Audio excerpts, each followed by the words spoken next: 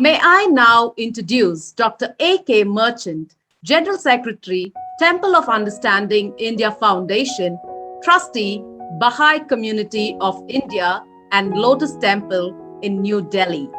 He also serves as National Trustee, Sarvodaya International Trust, Visiting Faculty, Center for Cultural Resources and Training, Ministry of Culture, Government of India. A subject expert for research scholars enrolled for interfaith education and Indian culture of the Jawaharlal Nehru Memorial Fund.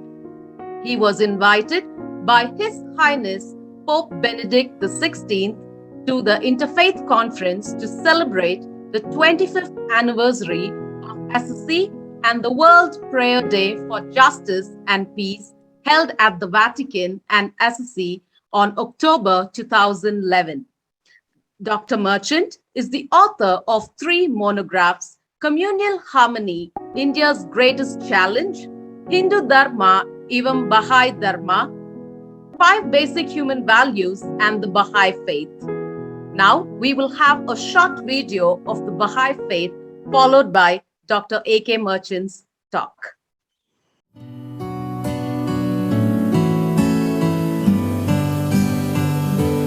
Ya Ilahi, Ya Raja'i, Ya Baha'i, Ya Sana'i, Ya Mahbubi, Ya Maqsoodi, Ya Matlubi, Ya Ma'budi, Ya Ma'budi.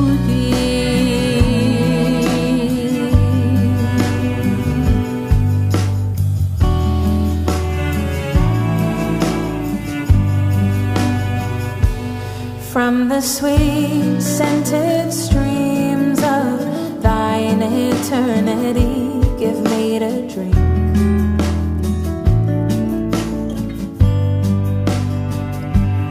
Oh my God, oh my God, Ya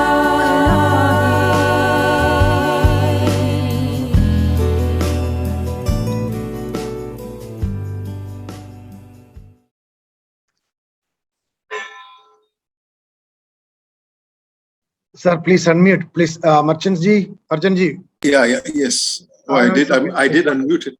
Yes, once again, my most affectionate greetings and respects to all the distinguished religious leaders, particularly His Grace, the Archbishop Felix Machado, with whom I have a long-standing association, and Father, the Prior General. Then I also recall, of course, Father Kuriakos Chavra, who's been the main source of inspiration in the Chavra Cultural Center's establishment going back 50 years. I also recall the late and most venerable Father Albert Nambia Parambil, with whom I was associated for almost like 25 years before he passed away. I've had many wonderful times spent in Munnar, and I'm coming to Kerala and Tekadi. So, you know, Father Nambia Parambil was a very creative person.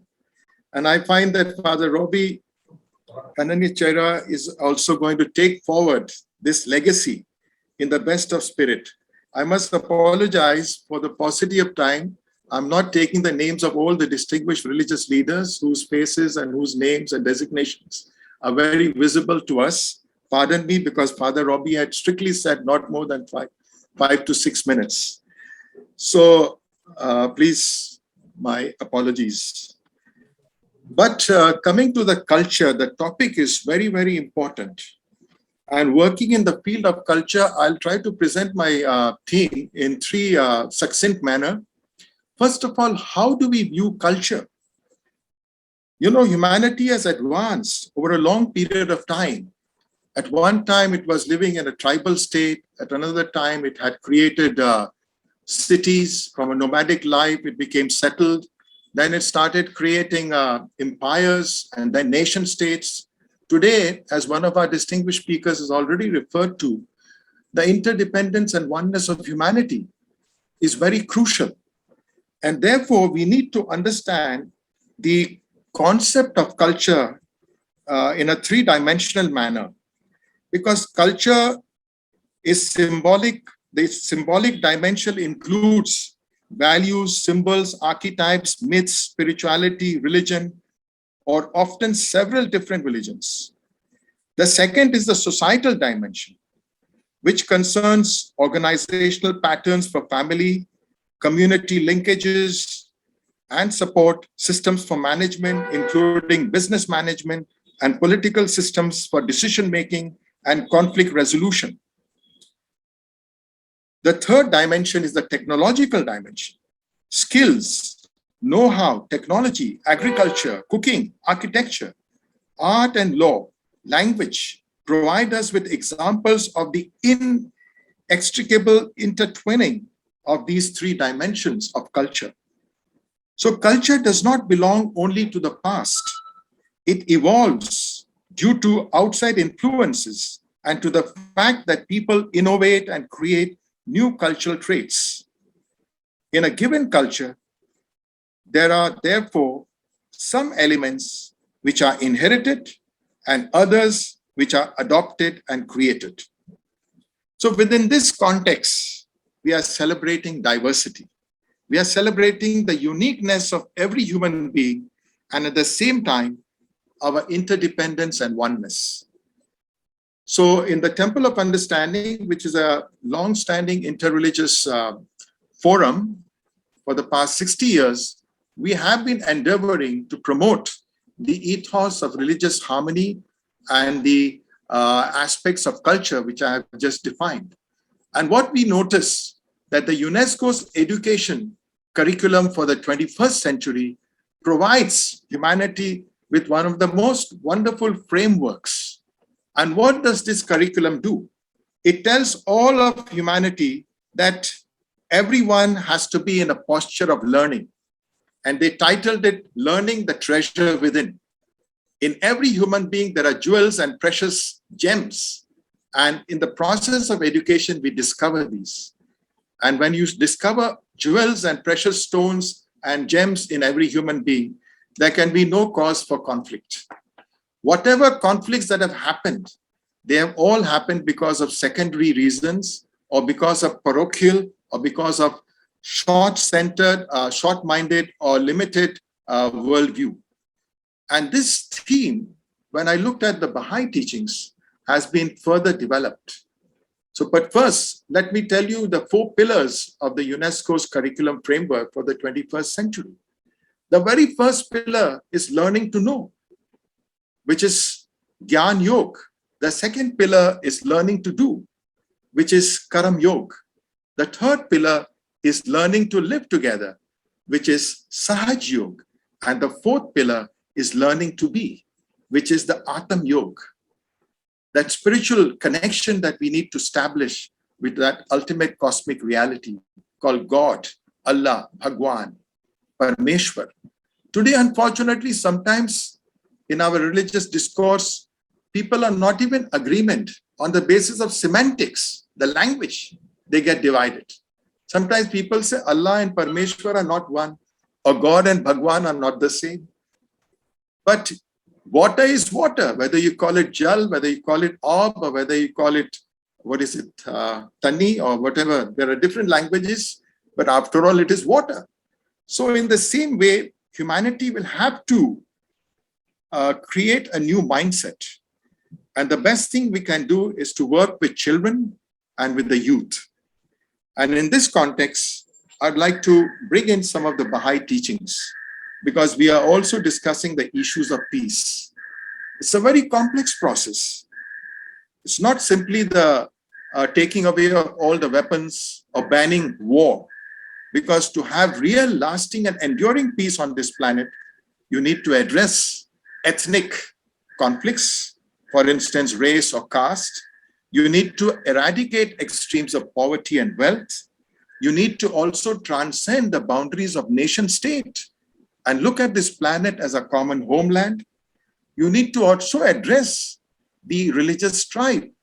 A lot of it happens on the basis of ignorance and prejudices, And we have heard also from the earlier learned speakers how wonderfully they have explained from their own religious perspective. You need to also address this grave injustice of gender disparity. How can the other half of the human race be deprived of their privileges, prerogatives, and their rights? So women and girls have to be on an equal footing with men and boys, like the wings of the bird. We need to address the need for a universal curriculum framework. India has now launched a new curriculum framework, and the two dimensions on which I have written, one is the concept of global citizenship, and the other is the importance of one's mother tongue for acquiring education. The Baha'is also advocate the importance of an international auxiliary language.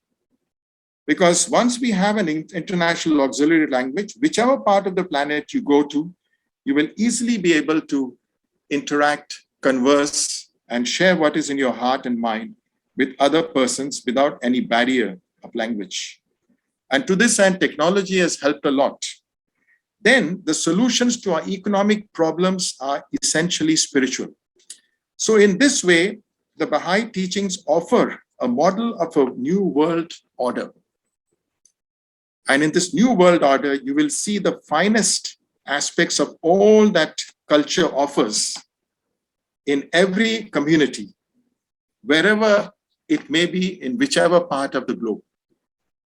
So for me, celebrating diversity essentially means understanding all of these aspects of our life on earth, appreciating the complexity, and looking upon the human race like the cells of our body.